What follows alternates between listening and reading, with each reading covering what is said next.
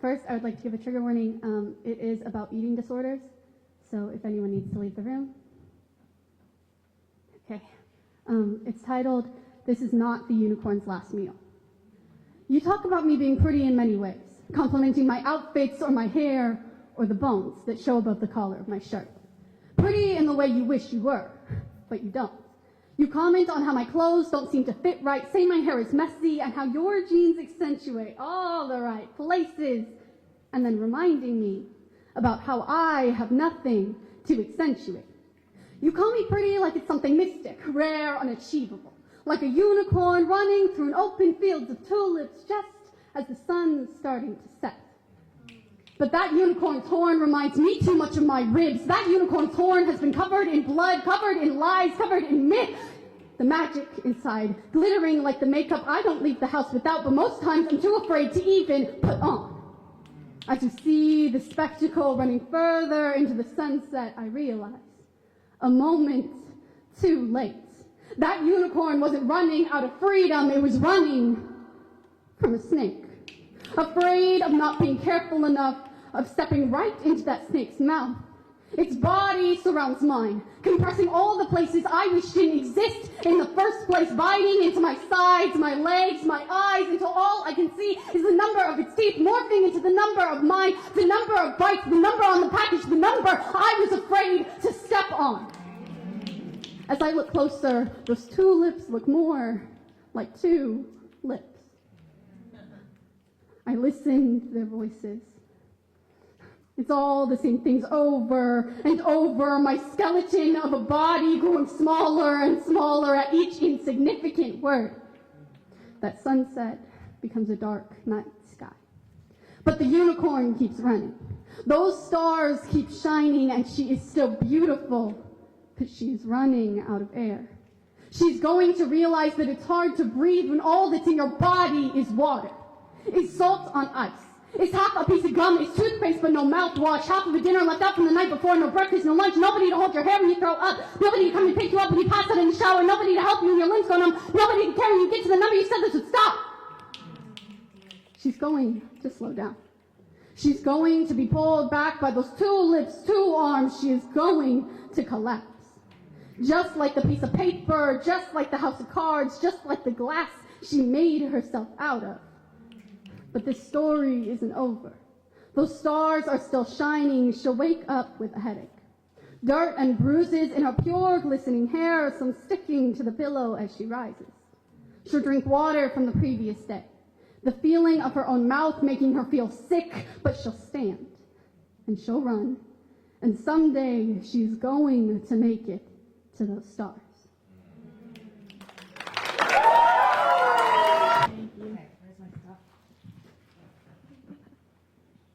Hi, I'm Sophie, and I'm a senior. I'm Charlie, and I'm a senior. I'm Emerson, I'm a junior, and we're from Norfolk Senior High.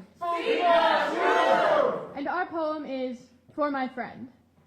For my friend who is 3 minorities too many to feel safe performing this poem, Who's been attacked her whole life for who she is. She has olive skin and a sunset flag, In a world that has always viewed her as lesser for the things she cannot change. She's afraid of driving because she might get pulled over for no reason. I'm a terrible driver, but have never had to hesitate before getting behind the wheel. her voice has been taken away from her, so we speak for her. She's always lived in fear, but now more than ever. Her sister, who doesn't have the same melanin, texted her following the election, Urging her to carry her ID for safety. Only 16! She's in fear of being falsely detained against her will. She has protested, spoken at board meetings, written passionate poems, and now she's forced to be a silenced, Though documented, American citizen.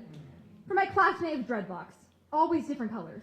A vibrant rainbow shining around her, but people only see the color of her skin. We walk into a restaurant, the manager thinks we're up to something. A group of trucker boys at Buffalo Wild Wings stares. Her school told her they cannot stop white boys from yelling the N-word. I spent months fearing she'd be deported back to Congo. She's only safe because her race isn't the one being targeted. For now. For my stepdad, Completely sunburned because he believes Mexicans are immune to the sun. He should be safe. He's American, half white, has a European name. I speak clearer Spanish than him. But his Hispanic heritage makes him a target. I never thought of him as I brown. just thought of him as my dad.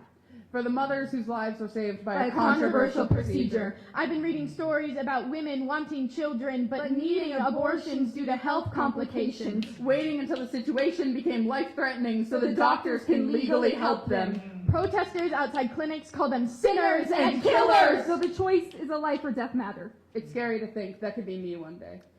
For my sibling, Who loves emo grunge bands and goes to heavy metal concerts. Whose gender identity is illegal. for my peer who stood up and screamed in the cafeteria, her father voted for a man who rapes women And no one seems to hear her. For my lab partner Who flashed her entire biochem class. so trapped by her own body that she tried to break free, said if I have to put up with my body, others do too. For my neighbor, Who took her own life. because the world wouldn't treat her the way she deserved to be treated. I shouldn't have to say goodbye To a 14-year-old. to everyone who has been turned into more of a political topic than a person. I'm sorry that being born has become an issue instead of a person to help. No one's life should be up for debate. Your race shouldn't be your defining factor. Gender shouldn't determine the rest of your life. Sexuality shouldn't restrict your fundamental rights. Because you are our community. The people who've been there for us. The people we love and care about. Not an issue to be solved. If you feel alone, look around. This is for all of us. For all of you. For my friend.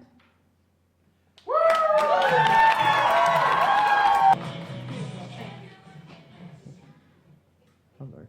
Hello, my name is Jason and I'm a senior from Grand Island Senior High. And then this is my poem, Here's to Hoping. People are the cruelest, just look at our teens and elders, targets for anger strapped to a shattered mirror, now reflecting a full chamber with a not-so-empty casing compacted with gunpowder and expectation and shot at a diameter of .308 millimeter at a distance of you should have been better.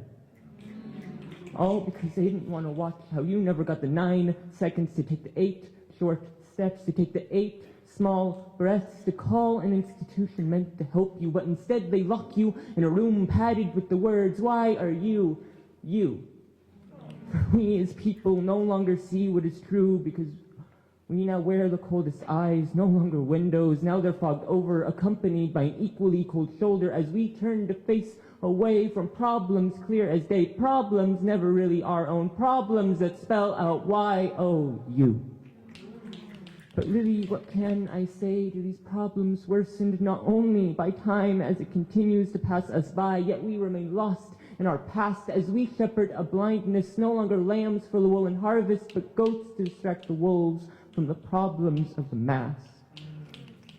But really, what do I get to say? Because we as people use the sharpest words, stolen from their true purpose. Now words are as deadly as pistols, only everyone has words.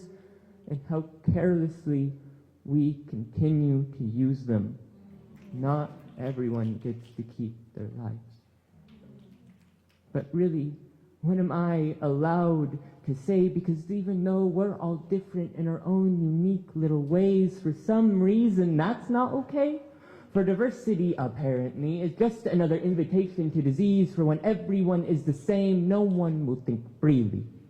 And that's what our majority craves, for queer to be a skeleton forever in the closet, for color to be forgotten on the bloody, scorching field, for women to be just another ingredient on the kitchen counter, and for equality to be forgotten like Babylon and basic human decency. And sameness should be spread worse than the chicken pox by bodies not meant to be here or there, by bodies making decisions for the young, by the old, for the female, by the male, for the queer, by their cisgender peers. And really, this so-called disease, it's the bias we hide within like a rotten tomato that ends up taking the whole damn. Though, I suppose this isn't entirely fair, at least not to those who are sitting here, because I hope a brighter possibility lies here somewhere, because I think it's possible that people can use the wisest words, that people can have the brightest smiles, that people can be the kindest. I just wish those possibilities were true, not only in, but also out of this room. So here's to hoping that we get to see it.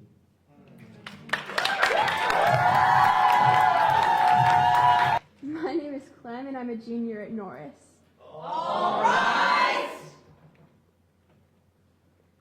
my poem titled The Beasts. The people are praying in their homes, eyes down, tears streaming, voices broken like a holy vow, whispers rise and fall. They are not pleading for salvation, they are asking for time.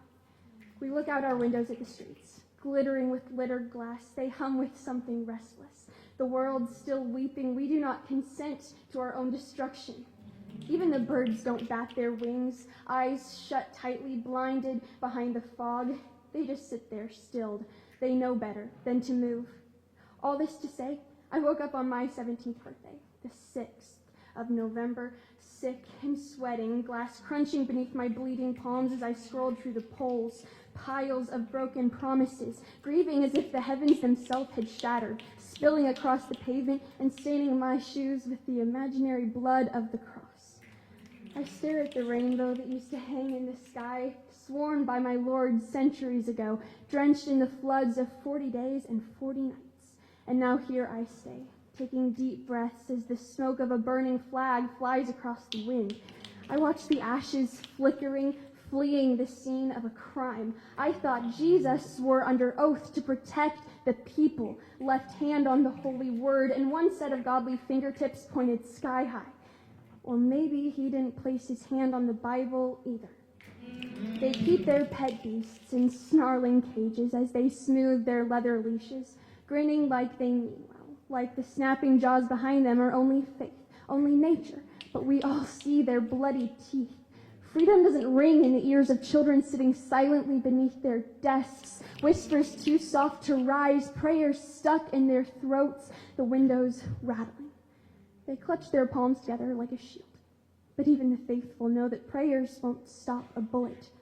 They always said that evil would rise at the end of days, that we would all hear the howls while they echoed through the streets. They never said they would come wearing pressed suits, holding hymn books in bloody hands. Outside, the fog lingers, and the teething beasts are still hungry.